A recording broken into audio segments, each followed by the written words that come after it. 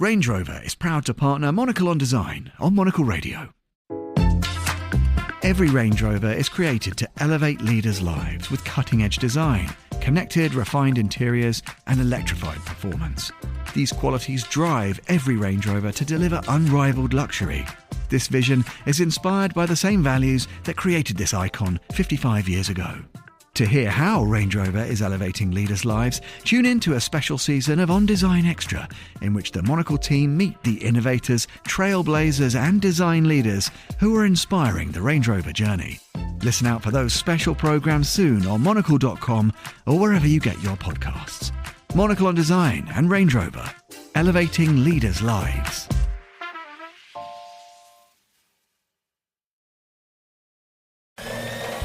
How do you feel about DIY?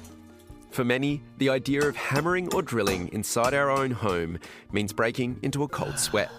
But learning to do so, finding the power to use your own power tools, can make design more accessible, giving people the confidence to alter everything from architecture to furniture. And in doing so, it invites more people into the world of design, broadening out discussions about works that will stand the test of time. This is Monocle on Design.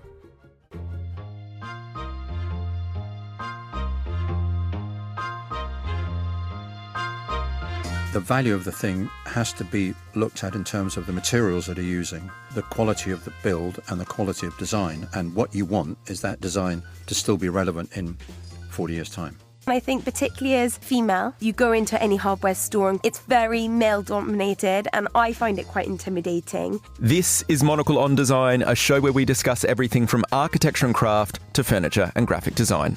I'm Nick Monisse. On today's program, Monocle's take on the colour of the year, democratising design with British interior brand SCP, and how to overcome hardware store overwhelm with Matilda Goad. All that coming up on Monocle on Design.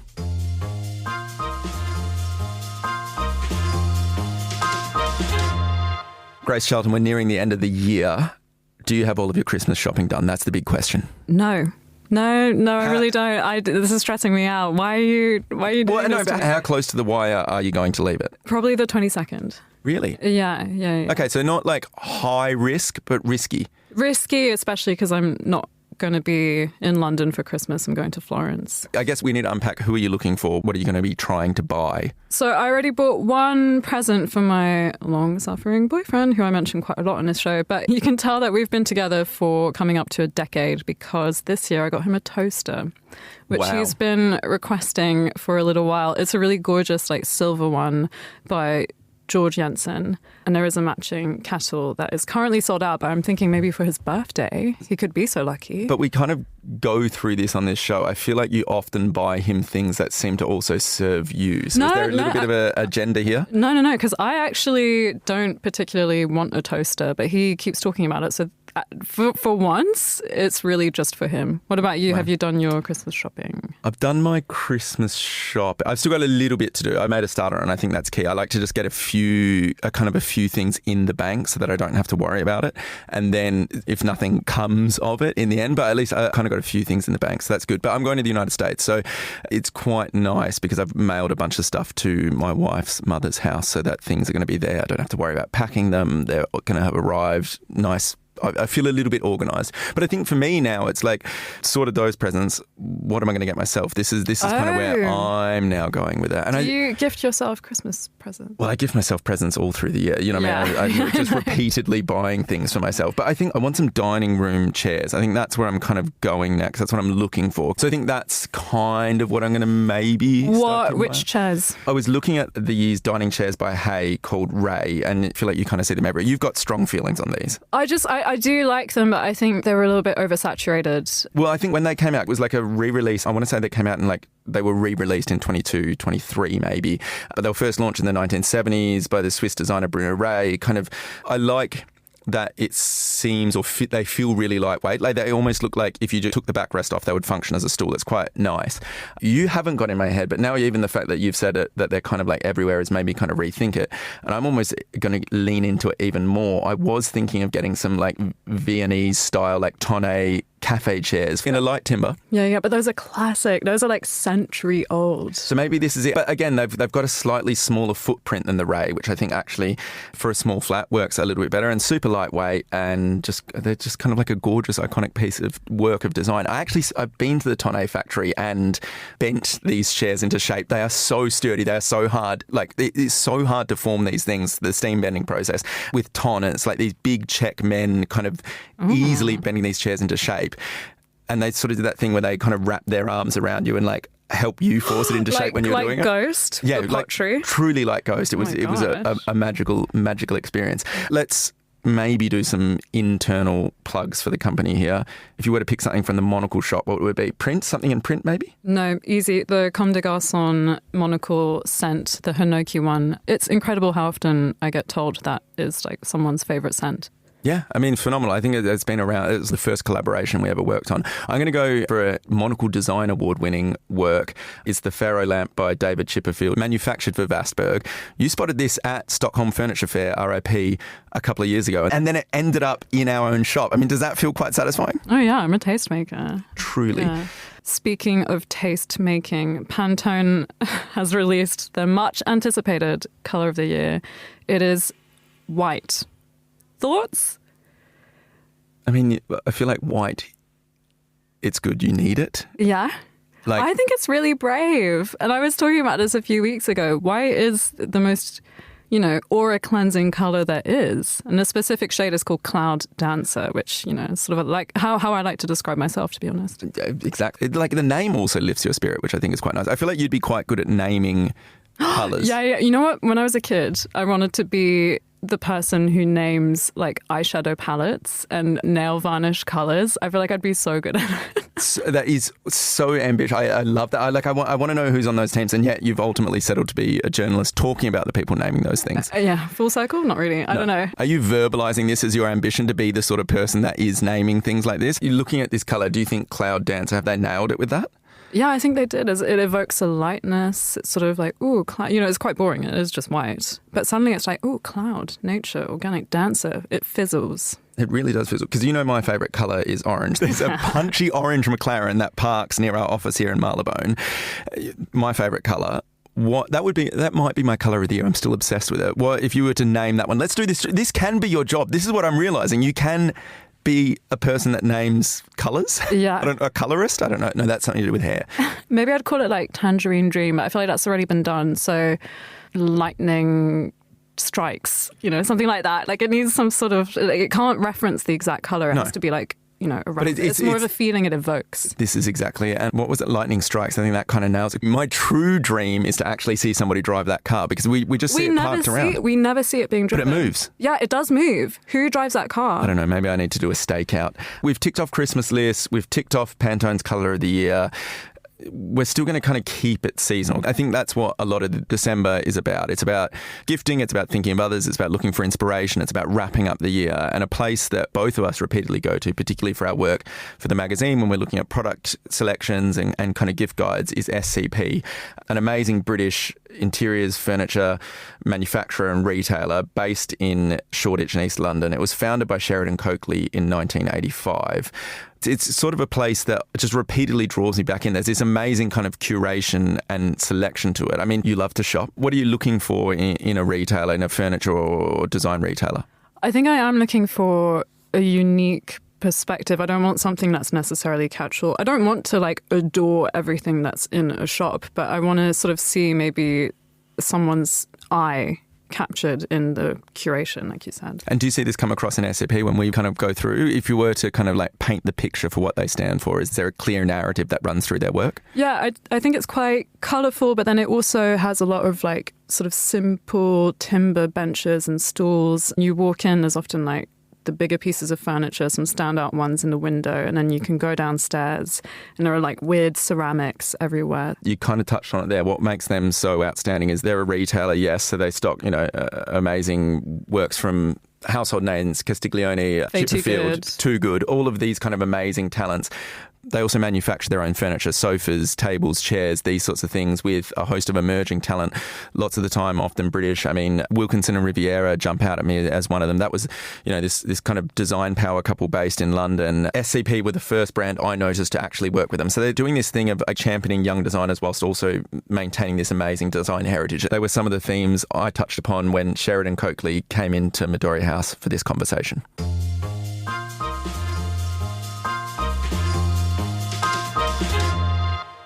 Introduction to design was through selling furniture, which I kind of fell into when I came back from California. I really didn't want to get a job. I kind of believed in that kind of, in those days, I think it was called the Alternative Society. There was another way of living. Have we got Sheridan with long hair and... Kind of, okay.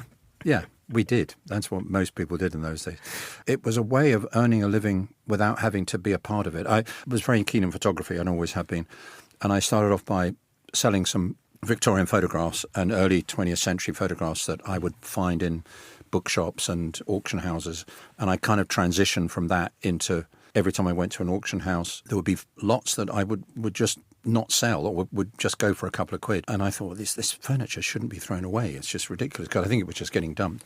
So if it got down below 5 quid, I put my hand up. And I had a truck at the time that was like a mobile home. And I'd put the furniture in the truck and go up to Portobello Road and started to sell it. Obviously, if you're buying stuff for £1, somebody can pay you a bit more than £1 for a bed or a chest of drawers or something. But gradually, I kind of filtered out things that I didn't like and started to look for arts and craft and earlier 20th century stuff. And are you educating yourself about this inadvertently? Or? Yeah, by kind of accident, and then buying books and meeting other people who are in the trade who liked the furniture I was selling. And I became what was called a runner, which is somebody who finds something in one place, asks how much it is, and then finds somebody in another place who wants to buy it. But like I said, I filtered out the things I didn't like and really concentrated on earlier 20th century. Talk a little bit about, or tell us a little bit about the evolution of the company. So I guess the two early prongs were found furniture that you were restoring. Secondhand, that's the word I was looking for. Secondhand furniture that you're restoring, then your own designs start to come into it.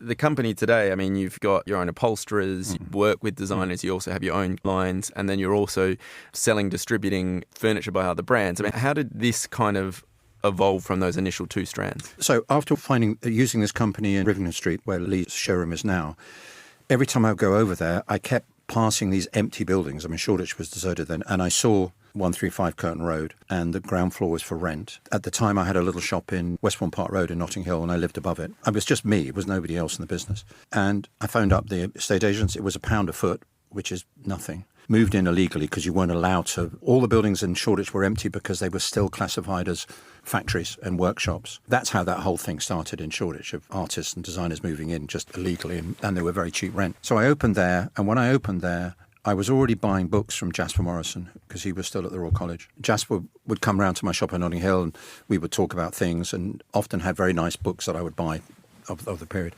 So I already knew him. Matthew Hilton turned up at my opening, and it was, one of those things. We said, well, why don't we because both of them were designing very simple furniture made out of steel, because they were designers who had nowhere to go, so they were starting to make their own furniture. And again, heavily influenced by the modernist period. Maybe this is a bit of an odd question, but if you were to try and restart today, are there similar conditions that would allow something like SCP to evolve, or is it only by these unusual kind of moments in history that SCP was able to survive 40 years? I think a bit of both. Certainly in the UK market, I mean, people were buying antiques and buying reproduction furniture in those days. IKEA kind of kicked it off. There was Habitat, but that was about it. So it was a tiny market. There was an opportunity. We expanded because as people started to look at modern furniture, somebody made a criticism of Heseltine saying that he bought his own furniture. He didn't inherit his furniture, which is a lot of reason why people bought antiques. So these days, modern furniture is the norm. Antiques is a tiny business, but before it was kind of the reverse of that. So we were lucky in that respect. I'm hoping there's room for somebody small to start again with nothing, which is what I did. I mean, I think if you're good, you do find a path, but it's a bit more organised now. The modern furniture business is a bit more together. Your hope for the next 40 years? The market has changed for me, and at one time I did want to democratise design, and I'll openly say it. We also used to sell what are called knockoffs that we bought in Italy, and that was a big part of the business, and bought by architects, restaurants. I don't think there was any shame in it. And in fact, I used to go to an area near Florence called Poggiomonte where there are lots of small workshops. And you go into a workshop and there would be the dining table by Corbusier that was 10 of them going to Casino and 10 of them going to the factories who sold knockoffs. Exactly the same chair. If you can't join them or rip them off, try and beat them with your own design. Are there other ways where you also look to still, for want of a better turn of phrase, but bring design to the people? When I do think of SCP, you're the sort of place that I go if I'm looking for ideas. Sorry, you probably want me buying stuff, but you're where I go when I'm looking for ideas. Well, that's the thing. You're probably not buying it. We're now at the upper end of the market. We can't make cheap furniture, and we never. There would be somebody who can make it cheaper. So we have to go into this kind of middle to high ground. Not because we want to, but just the way the business runs. We can't make thousands of chairs. We can make, with a cantilever chair, we're only, and it's a lot, 100 chairs at a time. So inevitably it's going to be expensive. Where are we going? I'm hoping that we can kind of settle at this more bespoke, high-end level. There always will be a market for it. I don't have any problems with it. It would have been nice to have been like Habitat. I think Habitat was one of the greatest shops, and it's a shame that it kind of disappeared. But democratizing would be nice if you could. You can go, if you go to countries where they don't pay attention to the copyright law, you can buy all this stuff, That's a little... Well, you can go to Italy and buy it, actually. Yeah. But I don't want to take the risk anymore. I got fed up with the lawyers' letters. We beat them all, but until they change the law. And then where next? It sounds like working with young designers. It sounds like continuing to, I guess, produce high-quality furniture. Yeah. I mean, what is SCP's ambition going forward? Well, I'm certainly not going to put out to grass people like Jasper and Matthew. They're still good designers, and designers, as you know, often live to a good ripe old age and continue producing interesting stuff. We worked with a few young people this year with Andrew Masebo. He's going places. So we do want to continue with that as much as we can. And I still like the idea of having a shop. I like the idea of people coming in and buying a Leatherman or buying, a cheap lamp or an expensive lamp or some textiles. I like that kind of business, but it's quite difficult at the moment. It's, as you probably know, retail is having a tough time. So how do you decide what's worth revisiting? Are there objects or works of design that you've come back to years after putting out a production? I have to be careful that I'm not too stuck in that time of thinking this is, the most important bit of period and people will still get the relevance of it because, things have changed. It is quite hard to decide. We launched Jasper's sofa again. That was his first sofa he ever did, 93 or something. It's a difficult one. It's very difficult to try and when I look at what's going on now, I kind of get nervous by the amount of decorative stuff there is and the amount of materials that people use. I still come from this school of form and function and, being as economic as possible with materials. That's kind of ingrained into me. And it's quite hard when I look at some of the stuff that, particularly one of my biggest customers, the Future Perfect, and I look at them and I think, I'm not sure if I would want to do that. If that's maybe what's not good design, what is good design to you? What are you looking for in the work that you're bringing in or the work that you're commissioning or designing? I think it's the same old things. The value of the thing has to be looked at in terms of the materials that are using, the quality of the build and the quality of design. And what you want is that design to still be relevant in 40 years' time or 50 years' time. It's happening with a lot of the upholstery we made in the 90s. We're now restoring it for people. And quite a lot. It's like 1 or 2 a week. People are bringing sofas in that they want them to be restored. So I think that's what I'm trying to achieve. I think there's other markets where it's less relevant, but now at last people are looking at the idea of longevity and recycling and sustainability. Well, the best thing you could do with a wooden chair is never to throw it away. You got carbon captured there, and it was a positive because the tree was giving out oxygen. So, keep your wooden chairs would be my message. And make things in wood.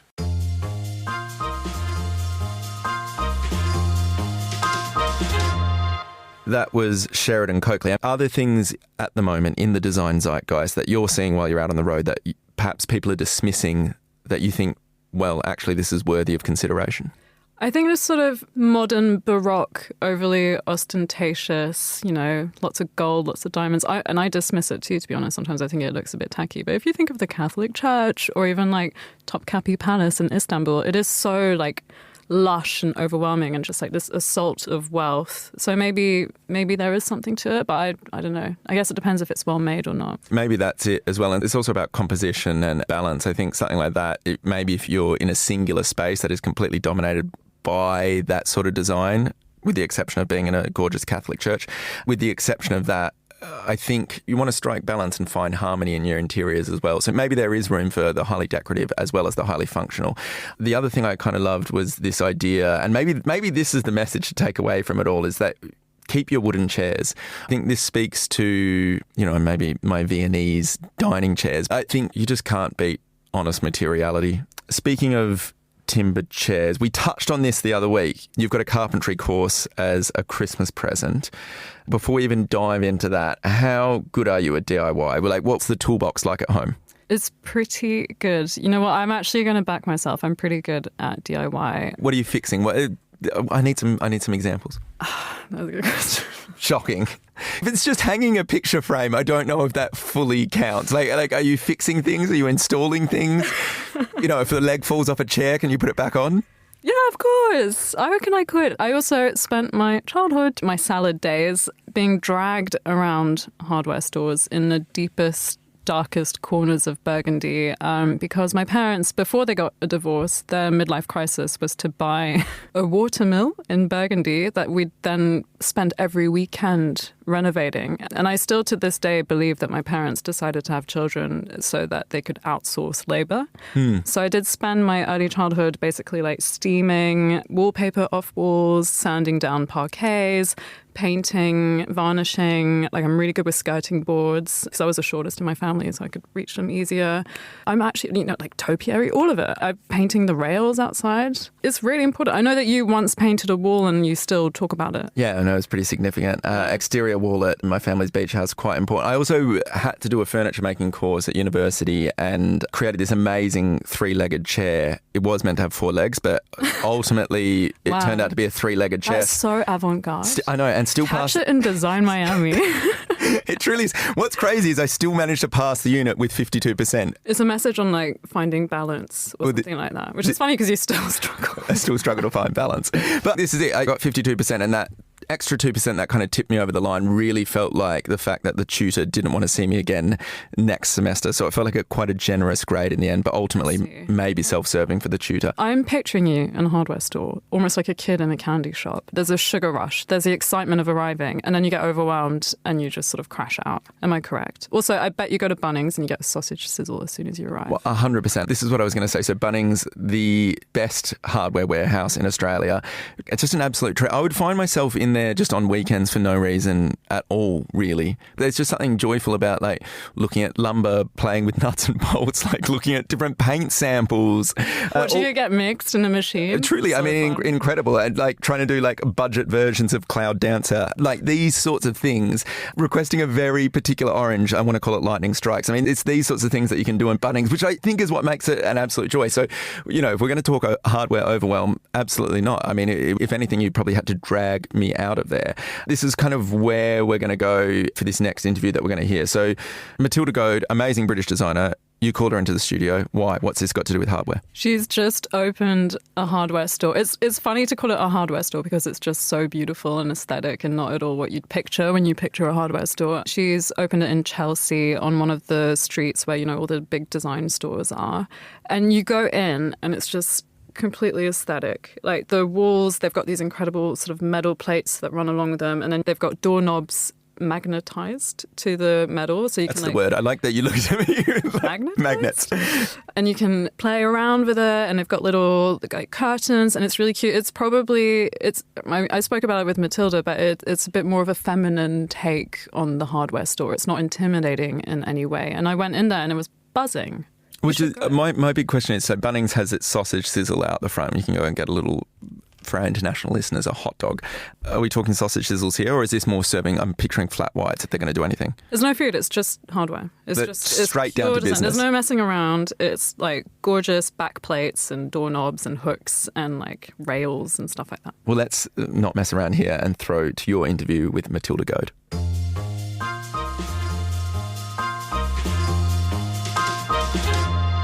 Over the last few years, the brand, we introduced hardware about 3 years ago, and since then the category has been becoming a sort of bigger and bigger category within the brand. And it just felt like the right time for where we are with MG&Co. You know, we've always been a sort of digital first brand, and everything we do is to try and make that UE, that user experience, as smooth as possible. But, you know, we also are a really playful brand. There's a lot about hardware that's very interactive. You know, while we have some customers who know instantly what they want and they can happily buy from images, we also have a kind of bunch of customers, a large proportion of our customers who want to come in and sort of experience and take the time to sort of bring in their paint samples, their wallpaper samples, and look at the different finishes. The sort of Pimlico Road Design District has become such a great destination for interiors. It always has been, but I think, you know, there's been a real resurgence of brick and mortar stores since COVID. And I think to get the customer away from the screens, and it's so easy to shop online, but to sort of pull that customer away into a store, I think that idea of a community, and I think the whole street is, you know, amazing. You can go and buy your fabrics across the road and your paint and pick up some wonderful antiques, and it's a really inspiring street. And I think, you know, where we fit in with our hardware and lighting is it sort of ticks the box that you can kind of get that full experience. I was there actually last Saturday to buy doorknobs and the backing plates, and it was so fun. Like, it was really busy in there. You've got in your shop these magnetic walls where people can sort of test out different knobs and hooks and back plates. It was quite weird. Like, I've spent my parents are Australian, they love a hardware shop, so I've spent like a lot of my childhood being dragged around these hardware shops. This was the complete opposite experience. Were you, as a child, dragged around a lot of hardware shops as well? It's funny, growing up, you know, I feel like I was surrounded by a lot of design and creativity, but in a more subtle way. My mother had a kids' clothing company, and my grandfather was an artist, and my father worked in property and was a real entrepreneur. And I remember going and helping him, you know, go to properties that he was renting out and rip them out. There was a program in England called Changing Rooms in the 90s that I was obsessed with. Yeah. And so, I mean, really funny, as like an 8-9-year-old, that's what I love watching. So yeah, I did go, you know, to the equivalent of a kind of B&Q or Homebase or whatever. And I used to paint things. And, you know, from quite a young age, I'm the youngest of my family by a long way. My siblings are 12 and 13 years older. So I was always kind of entertaining myself in a way, and whether that was creating things, you know, with clay or moving my room around, it was also kind of, fiddling around and painting bits of furniture at home. And there was a hardware store in West Hollywood in LA that I remember visiting before COVID lockdown, so 2019. And I actually was trying to find the name of it the other day, and I can't find it online. You know, I think it was a sort of very nondescript store. But I set foot in there and I was just so inspired. And I think in hindsight, something then triggered something.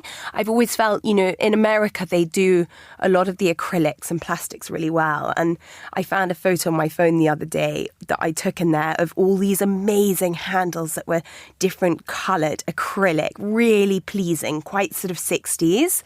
So somewhere deep down inside, that hardware store visit in LA must have triggered something. Yeah, it's funny. I still love going to a hardware store and like sort of picturing how I can change my life thanks to like a few little details. You know, totally. And I think everything that we're doing at MG&Co is, you know, I quite like to play with contradictions, whether that's sort of just with the designs or the overall feel of the brand. And, you know, as a brand, we're quite feminine and playful, and we use a lot of colour, and I'm very drawn to quite soft shapes.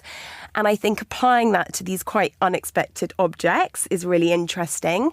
It's everything. And as you say, referencing back to the magnetic boards we have in the hardware shop, it's the whole user experience. It's the whole customer's journey that I'm really obsessed with. And that goes, you know, both digitally and in the store.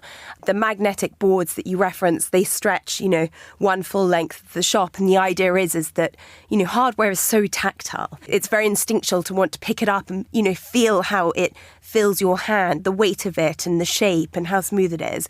So, that was we really obsessed over getting that right. And also the idea that you can mix and match pieces. You'd sort of have to ask for someone's help. It's very, you can do that yourself.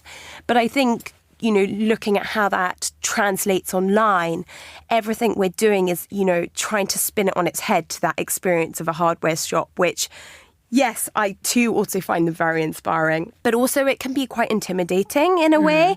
And I think particularly as female, I think that you go into any hardware store and quite often, this is a big generalization.